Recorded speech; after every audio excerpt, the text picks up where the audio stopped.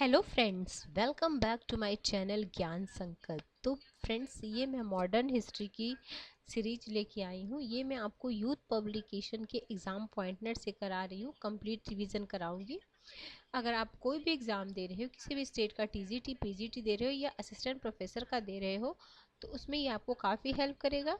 इसमें काफ़ी अच्छा कंटेंट है। 10 से 15 मिनट की मेरी हर दिन की वीडियो जाएगी, जिससे आपका कंप्लीट रिवीजन हो जाएगा। 2 से 3 बार आप ये वीडियो सुनना, उसके बाद फिर मैं इससे रिलेटेड टॉपिक से रिलेटेड हर टॉपिक से रिलेटेड एमसीक्यू भी लेके आऊँगी। ठीक है, तो स्टार्ट करते हैं फ्रेंड्स आज का क्लास। और अगर पहली बार चैनल पे आए तो प्लीज़ चैनल को सब्सक्राइब कर लेना, बेल आइकन को दबा देना, ताकि जब भी मैं वीडियो डालूँ तो आपको नोटिफिकेशन मिल जाए।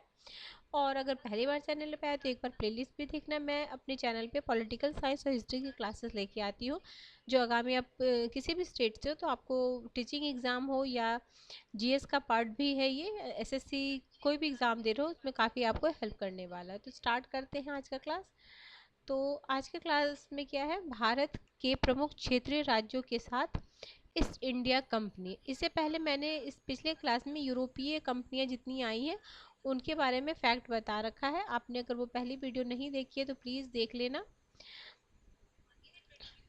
तो देखो, अब हम सबसे पहले बंगाल के साथ जो ईस्ट इंडिया कंपनी का था रिलेशन, वो क्या क्या क्या था तो देखते हैं। देखो, बंगाल में अंग्रेजों के प्रथम कोठी कब और कहाँ स्थापित है, सीधे ये क्वेश्चन आता है। 1651 में 1651 में हुगली में बना था। ठीक है, आगे है बंगाल के स्वतंत्र राज्य का संस्थापक कौन था, मुर्शीद कुली खान था। आगे है, मुर्शीद कुली खान को बंगाल का दीवान तथा नायब गवर्नर पद किसने दिया था, तो ये औरंगजेब ने बनाया था उन्हें। मुर्शीद कुली खान ने बंगाल की राजधानी को ढाका से हटाकर कहाँ स्थानांतरित किया, ये कई बार एग्जामों में आया हुआ, मुर्शिदाबाद। ठीक है, मोस्ट इम्पॉर्टेंट है। आगे, मुर्शीद कुली खान की मृत्यु के पश्चात बंगाल का नवाब क्या बना, तो आप सीरियल से लिखना मुर्शीद कुली खान, फिर सुजाउद्दौला, सिराजुद्दौला। तो आप क्रम में याद रखोगे तो आपको याद भी रहेगा। ठीक है, आगे सुजाउद्दौला। ठीक है, घेरिया का युद्ध कब और किसके बीच हुआ था, घेरिया का युद्ध कब और किसके बीच हुआ था, 1740 में सरफराज खां और अली वर्दी खान, सरफराज खां और अली वर्दी खां के बीच हुआ था क्या, घेरिया का युद्ध।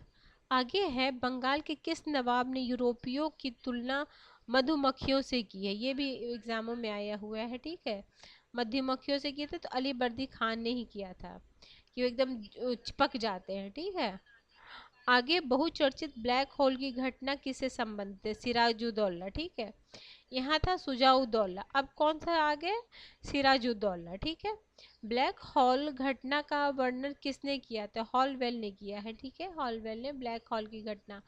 और ठीक है, आगे है, अलीनगर की संधि जो 1757 के में किसके मध्य हुआ था, सिराजुद्दौला और लॉर्ड क्लाइव के बीच हुआ था। आगे है, मुगल सम्राट द्वारा नियुक्त बंगाल का अंतिम गवर्नर कौन था, मुगल सम्राट द्वारा नियुक्त बंगाल का अंतिम गवर्नर कौन था, तो मुर्शीद कुली खान। ठीक है, या फर्रुखसियर भी कहते हैं। ठीक है, 1717 में। ठीक है, अब देखिए कौन कौन से बंगाल के गवर्नर हुए।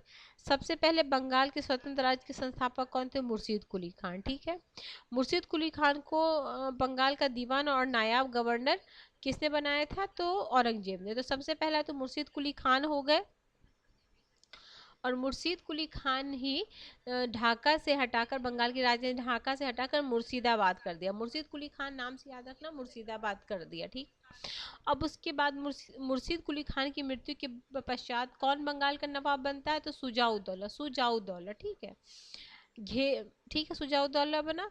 फिर उसके बाद फिर बंगाल के किस नवाब ने, उसके बाद अली बर्दी, मतलब उसके बाद एक दो और, लेकिन अली बर्दी खान हो गए, उसके बाद सिराजुद्दौला हो गए। ठीक है, फिर है मुगल सम्राट नियुक्त अंतिम में कौन है, मुर्शीद कुली खान। अंतिम में कौन है, मुर्शीद कुली खान। अंतिम पूछेगा, प्रथम भी पूछ सकता है। और ये ब्लैक हॉल की घटना किसके काल में हुई, वो पूछा जा सकता है। पलासी का युद्ध हुआ था ना 1757 में, सिराजुद्दौला और लॉर्ड क्लाइव के बीच। आगे चलते हैं। ठीक है, किस युद्ध ने भारत में ब्रिटिश प्रभुत्व का प्रारंभ किया? ये भी क्वेश्चन आया, प्लासी का युद्ध। और अब तो डेट के साथ भी याद रखना, डेट क्या है, 23 जून 1757। ईस्ट इंडिया, इंग्लैंड की ईस्ट इंडिया कंपनी की भारत में प्रथम निर्णायक सैन्य सफलता किसे माना जाता है? तो वही प्लासी के युद्ध को माना जाता है। आगे है, प्लासी युद्ध का मैदान कहाँ पे? पश्चिम बंगाल, नदिया जिला में है। प्लासी की लड़ाई किस नदी के तट पे हुआ था? भागीरथी नदी के किनारे हुआ है। सिराजुद्दौला लॉर्ड क्लाइव द्वारा किस युद्ध में परास्त हुए? प्लासी के युद्ध में। आगे है, प्लासी के युद्ध के बाद अंग्रेजों ने किसे बंगाल का नवाब बनाया? तो मीर जाफर। ठीक है, मीर जाफर। आगे है, किसके अनुसार प्लासी का युद्ध एक सौदा था जिसमें बंगाल के धनी सेठों और मिर्जाफर के नवाबों को अंग्रेजों के हाथ बेच दिया? केएम पनिकर ने कहा था, केएम पनिकर ने कहा था। आगे, किसे स्वर्ग से उत्पन्न सेना नायक कहा जाता? लॉर्ड क्लाइव को। और किसने कहा था? विलियम पिट के द्वारा। भारतवर्ष में ब्रिटिश साम्राज्य का संस्थापक कौन है? लॉर्ड क्लाइव है। किसने अपनी राजधानी मुर्शिदाबाद से मुंगेर स्थानांतरित कर दिया था? तो मीर कासिम। देखो, मुर्शिद कुली खान ने ढाका से मुर्शिदाबाद किया था, और मुर्शिदाबाद से मुंगेर किसने स्थानांतरित किया? मीर कासिम ने। मीर कासिम को बंगाल का नवाब बनाने जाने की घटना को किस गवर्नर ने 1760 में क्रांति की संज्ञा दी? वेंसिन टॉर्ट ने। बक्सर के युद्ध के समय दिल्ली का शासक कौन था? शाह आलम द्वितीय था। बक्सर की लड़ाई के समय बंगाल का नवाब कौन था? मीर जाफर था। बक्सर के युद्ध के समय अवध का नवाब कौन था? सुजाउद्दौला था, सुजाउद्दौला। ठीक है, सुजाउद्दौला। यहाँ सिराजुद्दौला ये नहीं, सुजाउद्दौला है ये। ठीक है। आगे, बक्सर का युद्ध कब हुआ? 22 अक्टूबर, जैसे वो 23 जून को हुआ था, ये 22 अक्टूबर 1764 में हुआ था। वो 1757 में हुआ है। पलासी, सीधे पलासी का युद्ध का डेट ही आपसे पूछ लिया जाएगा। और बक्सर का युद्ध ये हो गया। किस युद्ध को भारत में अंग्रेजी अधिपत्य की स्थापना की दृष्टि से सबसे महत्वपूर्ण समझा जाता है? तो बक्सर के युद्ध को। अंग्रेजी ईस्ट इंडिया कंपनी द्वारा लड़े गए युद्धों में सर्वाधिक निर्णायक युद्ध कौन था? तो बक्सर का युद्ध। पलासी की अपेक्षा बक्सर को भारत में अंग्रेजी प्रभुत्व की जन्मभूमि मानना कहीं अधिक उपयुक्त है, ये बोले थे पी.ई. रॉबर्टसन। ठीक है। बक्सर के युद्ध में मीर कासिम की सेना को पराजित करने वाली अंग्रेजी सेना का अध्यक्ष कौन था? Major Hector Munro. सम्राट शाह आलम द्वितीय ने ईस्ट इंडिया कंपनी को बंगाल, बिहार और उड़ीसा की दीवानी कब प्रदान की? 12 अगस्त 1765 को। किस गवर्नर ने कार्यकाल में ईस्ट इंडिया कंपनी को शाह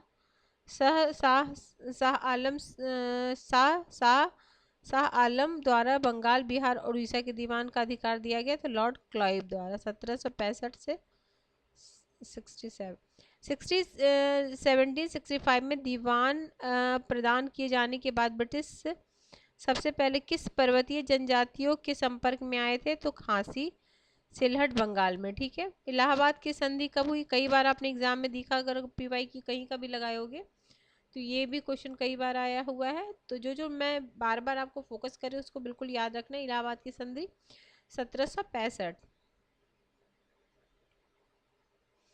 इलाहाबाद की संधि किसके मध्य हुआ? तो मुगल सम्राट शाह आलम द्वितीय और गवर्नर लॉर्ड क्लाइव के भी 1765 में। इलाहाबाद की द्वितीय संधि किसके मध्य हुआ था? लॉर्ड क्लाइव और अवध के नवाब सुजाउद्दौला। यहाँ क्या हुआ था? यहाँ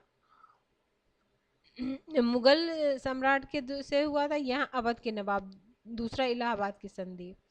और ये भी 16 अगस्त 1965 में ये हुआ था। 12 अगस्त को पहले ये हुआ, फिर 16 अगस्त को किससे हुआ? अवध के नवाब के साथ। इलाहाबाद की संधि के लॉर्ड क्लाइव ने मुर्शिदाबाद का उप दीवानी किसे बनाया? तो मोहम्मद रजा खान बंगाल के लिए।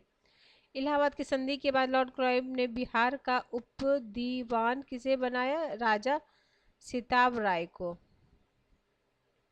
अब है प्रमुख युद्ध और उनके वर्ष। ठीक है, इसको मैं शॉर्ट्स के थ्रू डाल दूंगी। ताकि आप कई बार देख के आपको याद हो। सबसे पहले अंबर का युद्ध अगस्त 1749, मुजफ्फर जंग, चंदा साहब तथा फ्रांसीसी कर्नाटक के नवाब अनवरुद्दीन के मध्य। पलासी का युद्ध कब हुआ? 23 जून 1757, अंग्रेजों तथा बंगाल के नवाब सिराजुद्दौला के मध्य। वांडीवास का युद्ध जनवरी 1760 में अंग्रेज और फ्रांसीसी के मध्य। बक्सर का युद्ध 22 अक्टूबर 1764, मीर कासिम, सुजाउद्दौला तथा शाह आलम सेकंड के साथ। अब हमने बंगाल के बारे में पढ़ लिया, अब मैसूर के बारे में पढ़ेंगे। ठीक है, आज मैसूर तक पढ़ा दूंगी, दो दो दो करा देती हूँ। देखो अभी मैसूर, फिर अवध कल कराएंगे। ठीक है, मैसूर करा देती हूँ आज। विजयनगर के पतन के बाद मैसूर किस वंश के शासन में एक स्वतंत्र राज्य के रूप में उभरा? वाडेयार वंश के रूप में। ठीक है, वाडेयार वंश के। मैसूर राज्य की वास्तविक शक्ति 18वीं शताब्दी में किसके हाथ में थी? तो सेनापति देवराज और राजस्व मंत्री नंदराज के। हैदर अली डिंडुगुल का फौजदार कब बना? तो 1755 में। किसकी सहायता से हैदर अली ने 1755 में डिंडुगुल में एक आधुनिक शस्त्रागार की स्थापना की? फ्रेंच विशेषज्ञों के। हैदर अली मैसूर का वास्तविक शासक कब बना? 1761 में। आगे है प्रथम आंग्ल मैसूर युद्ध कब हुआ? 1767 से 69 में। प्रथम आंग्ल मैसूर युद्ध में कौन विजयी हुआ? हैदर अली। ठीक है, प्रथम आंग्ल में कौन विजय हुआ? हैदर अली। ठीक है, आगे है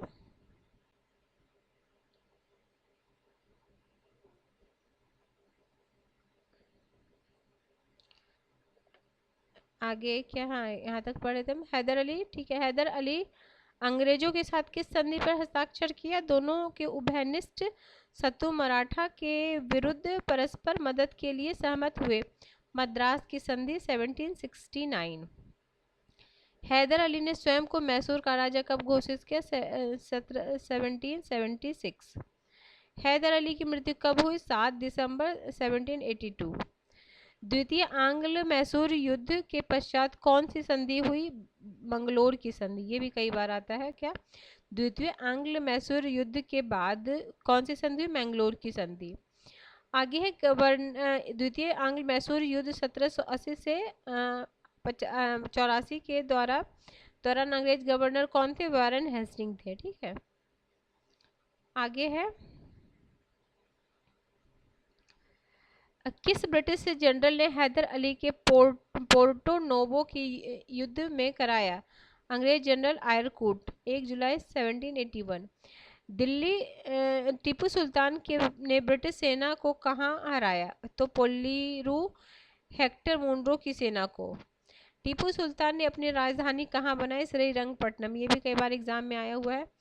किस भारतीय शासक ने विदेशों में आधुनिक पद्धति से दूतावास की स्थापना किए? तो टीपू सुल्तान। किस स्थान पर टीपू ने जैकोबिन क्लब बनाने का प्रस्ताव रखा? श्रीरंगपट्टनम में। टीपू ने किस वर्ष पदशाह की उपाधि धारण की? 1787 में। तृतीय आंग्ल मैसूर युद्ध कब हुआ? 1790 में। 1790 से 92। तृतीय आंग्ल मैसूर युद्ध किस संधि से समाप्त? जैसे जो युद्ध हुआ और जिस संधि से समाप्त हुआ ना, वो क्वेश्चन में आता है। तो श्रीरंगपट्टनम की संधि से। अंग्रेजों ने श्रीरंगपट्टनम की संधि किसके साथ किया? तो टीपू सुल्तान के साथ। अंग्रेज और टीपू सुल्तान के बीच हुआ था। कॉर्नवालिस की संधि के बाद यह टिप्पणी की कि हमने अपने शत्रुओं को प्रभावशाली ढंग से पंगु बना दिया तथा साथियों को भी शक्तिशाली नहीं बनने दिया। श्रीरंगपट्टनम की संधि 1792। चतुर्थ आंग्ल मैसूर युद्ध 1799। चतुर्थ आंग्ल युद्ध के दौरान अंग्रेज गवर्नर जनरल कौन था? लॉर्ड वेलेस्ली था। टीपू सुल्तान अंग्रेजों के साथ युद्ध में कब मारा गया? तो 4 मई 1799 चतुर्थ आंग्ल मैसूर युद्ध को। अंग्रेजों ने मैसूर पर नियंत्रण स्थापित करके शासक किसे बनाया? तो कृष्ण राज द्वितीय वाडेयार वंश के। अंग्रेजों ने किस मैसूर शासक के साथ सहायक संधि की? तो कृष्ण राज्य द्वितीय के साथ। ठीक है, तो ठीक है फ्रेंड्स, आज मैंने दो मैसूर और बंगाल आपको करा दिया है, जो ईस्ट इंडिया कंपनी का जो रिलेशन था। नेक्स्ट क्लास में इसमें कौन कौन से भी अवध पढ़ेंगे हम नेक्स्ट क्लास में, और फिर अवध के बाद हम कौन सा पढ़ने वाले, मराठा। मराठा भी बहुत इंपॉर्टेंट है, मराठा, फिर हैदराबाद। ठीक है, छोटा छोटा, फिर है छोटे छोटे कर्नाटक के रुहेलखंड है, पंजाब है। ठीक है, तो ठीक है फ्रेंड्स, मिलते हैं हम। आप अगर आपको किसी वजह से ये चैनल हेल्प कर रहा है आपके प्रिपरेशन में, तो ज़रूर आप चैनल को सब्सक्राइब करें और ज़्यादा से ज़्यादा अपने फ्रेंड में शेयर करें, ताकि ज़्यादा से ज़्यादा लोग मेरे से जुड़ पाए, तो मुझे भी मोटिवेशन मिलेगा कि मैं और अच्छा आप लोगों को लिए लेके आऊँ कंटेंट। तो अब यूपी टीजीटी पीजीटी का अगर आप प्रिपरेशन करें, तो मेरे चैनल पे आपको 2 सब्जेक्ट अच्छा से कराया जाएगा। एसएसटी के लेवल का तो 2 हो जाएगा, और पीजीटी लेवल का भी हिस्ट्री भी मैं कराऊंगी, और पॉलिटिकल साइंस तो करा ही रही हूँ। पॉलिटिकल साइंस तो मैं नेट लेवल का करा रही हूँ। अगर आप चैनल पे आए तो प्लीज़ आप एक बार प्लेलिस्ट देखना, आपको काफ़ी अच्छी क्लासेस मिल जाएंगी पॉलिटिकल साइंस की। तो मिलते हैं हम फ्रेंड्स नेक्स्ट वीडियो में। अगर आपको किसी वजह से ये चैनल हेल्प करे, ज़रूर सब्सक्राइब करें।